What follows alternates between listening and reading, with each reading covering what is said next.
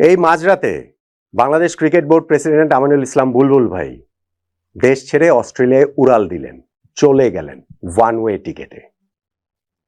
Cricket অঙ্গনে আজ সারাদিন এই গুঞ্জনটা প্রবলভাবে ছিল, বুলবুল ভাই চলে যাচ্ছেন। অথচ তিনি নিজ মুখে সেটা স্ট্রংলি ডিনাই করেছেন। একটা টেলিভিশন চ্যানেলে ইন্টারভিউ দিয়ে বলেছেন, পরিবারের সঙ্গে সময় কাটানোর জন্য এখন তো তার যাওয়ার কথা কখনোই ছিল না, এটা কোনো পরিকল্পনার মধ্যেই নেই এবং এই মুহূর্তে তিনি যাচ্ছেন না। বাংলাদেশ ক্রিকেট বোর্ডে আজকেও সারাদিন তিনি অফিস করেছেন, গুরুত্বপূর্ণ অনেক কাজ করেছেন, কালকেও তিনি অফিস করবেন। এবং এটা ফলস নিউজ যে ক্রেডিবিলিটিটা নষ্ট করে সেটা তিনি বলেছেন। সবাইকে সত্যের সঙ্গে থাকার আহ্বানও তিনি জানিয়েছেন। এবং বুলবুল ভাই চলে যাচ্ছেন জেনে বিভিন্ন জন যে তার সঙ্গে আলোচনা করেছে, কথা বলেছে, সেইখানেও বুলবুল ভাই একই রকম বার্তা দিয়েছেন। সত্য মিথ্যার বয়ান দিয়েছেন, পাপ পুণ্যের হিসাব বুঝিয়েছেন। অথচ সেই বুলবুল ভাই, আমি কনফার্ম করছি, আজকে মাঝরাতে তিনি সত্যি সত্যি চলে গেলেন। কেন? সারাদিনের এই নাটক, এই মিথ্যাচারের কারণটা তাহলে কি? এইটা আমাকে তিনটা প্রশ্নের সামনে দাঁড় করাচ্ছে।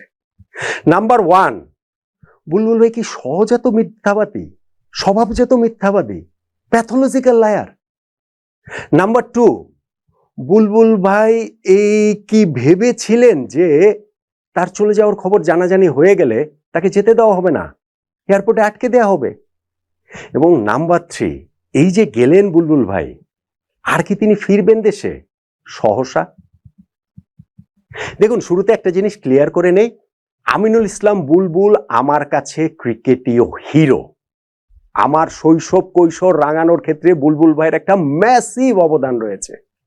আমার জেনারেশন, আমাদের মতো 90s যারা রয়েছেন, 1999 সালে আমরা প্রথম যে বিশ্বকাপটা খেলেছি, সেই বিশ্বকাপ দলের ক্যাপ্টেন বুলবুল ভাই। 2000 সালে আমরা যে প্রথম টেস্ট ম্যাচ খেলেছি, সেই টেস্টের সেই অবিস্মরণীয় হিরণময় সেঞ্চুরিয়ান বুলবুল ভাই।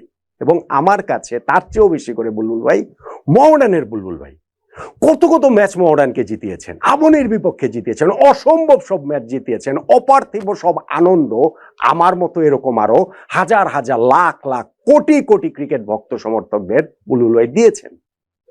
সেই বুলবুল ভাইয়ের বিপক্ষে কথা বলতে আমার ভালো লাগে না, আমার নিজের কাছে নিজের ছোট লাগে। সেই বুলবুল ভাইয়ের সঙ্গে আমার ব্যক্তিগত সম্পর্কের জায়গাটাও খুবই প্রগাঢ়, খুবই গভীর, খুবই আন্তরিক। নিঃসন্দেহে বুলবুল ভাই আমাদের নট আউট নোমান স্টুডিওতে এসে ইন্টারভিউ দিয়ে গিয়েছেন, এরকম তার সঙ্গে আমার সম্পর্ক।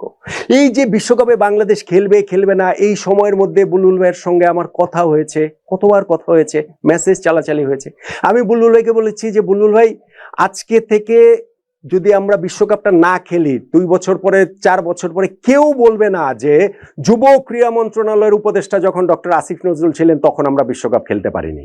বাংলাদেশ ক্রিকেটের সবাই বলবে যে যখন আমিনুল ইসলাম বুলবুল বিসিবি প্রেসিডেন্ট ছিল, যেই বোর্ডটাতে বুলবুল ভাই, ফারুক ভাই, পাইলট ভাই, রাজ, ফাহিম ভাইরা ছিলেন, সেই বোর্ডের সময় আমরা বিশ্বকাপ খেলতে পারিনি।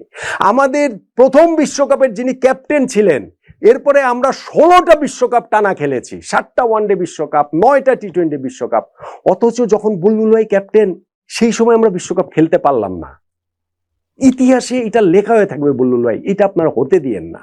আমি কয়েকদিন আগে বুলবুল ভাইকে মেসেজ পাঠিয়েছি, আমার কাছে মেসেজ এখনো আছে, যে বুলবুল ভাই আমি করজোরে মিনতি করছি, এখনো যদি সম্ভব হয় যে কোনো ভাবে বাংলাদেশকে বিশ্বকাপটা খেলান, তা নাহলে বাংলাদেশের ক্রিকেটটা শেষ হয়ে যাবে, ধ্বংস হয়ে যাবে, প্লিজ আপনি এই কাজটা অন্তত পক্ষে করেন। কিন্তু তার সময় তো এই ঘটনাটা ঘটে গেল এবং সেই কারণেই তো এই আলোচনার জায়গাগুলো আসলে তৈরি হলো। আলোচনাটা আমাদের করতে হবে, কেননা ইতিহাসের কাছে এই সময় যারা ক্রিকেটের সঙ্গে সংশ্লিষ্ট ছিলেন এবং ক্রিকেটে এই বাংলাদেশ বিশ্বকাপ খেলতে পারলো না, এই দায়বদ্ধতা থেকে কারো মুক্তি নেই। এমনকি আমাদের এইরকম ক্রিকেট হিরো বুলবুল ভাই, তারও মুক্তি নেই। এই জন্যই আমি ওই 3টা প্রশ্নের কথা বলছি। আগে তিনি যে ইন্টারভিউটা, অফিসিয়াল যে ইন্টারভিউটা স্টার প্লেতে গিয়েছে টেলিভিশন চ্যানেলে, সেইখানটাতে তিনি কি বলেছেন সেইটা আমি আপনাদেরকে বলি, তারপরে ওই আলোচনাটা, যে 3টা প্রশ্ন আমি করেছিলাম সেই আলোচনাটা করব। বুলবুল ভাই স্টার প্লেকে ইন্টারভিউতে তার একটা অডিও ক্লিপ সেখানে গিয়েছে, সেইখানটাতে বুলবুল ভাই বলছেন, আমি সারাদিন আজকে অফিসে কাজ করেছি, ইনশাল্লাহ কালকেও কাজ করব, এখন অনেক কাজের চাপ, আর পরিবারের কাছে তো যাওয়ার কথা এখন ছিল না কখনোই। ওইটা তো আমার ব্যক্তিগত ব্যাপার, সেটা আমার নিজের ব্যাপার, আমি কি করি না করি, এই মুহূর্তে তো আমি কোথাও যাচ্ছি না। অফিসে কাজ করছি এবং এই মুহূর্তে ক্রিকেট বোর্ডের বেশ কিছু গুরুত্বপূর্ণ কাজ আছে, সেগুলো করছি। আমি জানি না কোত্থেকে এসব নিউজ আসে, এগুলো ফলস নিউজ আমাদের সকলের ক্রেডিবিলিটি ও কার্যক্রমকে স্লো করে দেয়। Let's try to speak truth and আসল কাজটা করি। আমি একেবারে লাইন টু লাইন ধরে বললাম, বুলবুল ভাই এখানটাতে বলছেন যে তিনি অফিসে সারাদিন কাজ করছেন। অফিস মানে তো বিসিবি, মানে এটা তো ক্রিকেট বোর্ড, ওনার তার অন্য কোনো অফিস নেই, অন্য কোনো কাজ তো তিনি করেন না। উনি একবারে স্পেসিফিক্যালি বলছেন যে পরিবারের কাছে তো যাওয়ার কথা এখন ছিল না কখনোই। বুলবুল ভাই বলছেন যে এই মুহূর্তে তো আমি কোথাও যাচ্ছি না। বুলবুল ভাই বলছেন যে এগুলো ফলস নিউজ, এটা আমাদের সকলের ক্রেডিবিলিটিটা কার্যক্রমকে স্লো করে। Let's try to speak truth and আসল কাজটা করি। এইটা ট্রুথ। এত কিছু হওয়ার পরে এই যে আপনি চলে গেলেন আজকে, এইটা ট্রুথ। এবং ওই জন্য তিনটা প্রশ্নের সামনে দাঁড় করিয়ে দেয় যে বুলবুল ভাই কি নাম্বার ওয়ান সহজে তো মিথ্যাবাদী। দেখেন, আমি অন্য কিছু বলবো না, আমি শুধু একটা উদাহরণ দেই।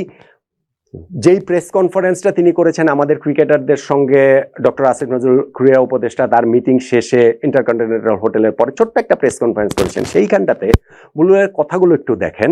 ওইখানটা তো আমি তিনটা পয়েন্টের কথা যদি বলি, নাম্বার ওয়ান, তাকে যখন বলা হয়েছে যে 24 ঘন্টা যে আমাদের সময়ের ব্যাপারটা রয়েছে, সেই 24 ঘন্টা তো পেরিয়ে যাচ্ছে, এখন আসলে কি ডিসিশনটা হবে, বুলবুল বলছেন না, আইসিসির মতো এরকম একটা ওয়ার্ল্ড অর্গানাইজেশন এরকম 24 ঘন্টা সময় বেঁধে দিতে পারে না। We will keep fighting.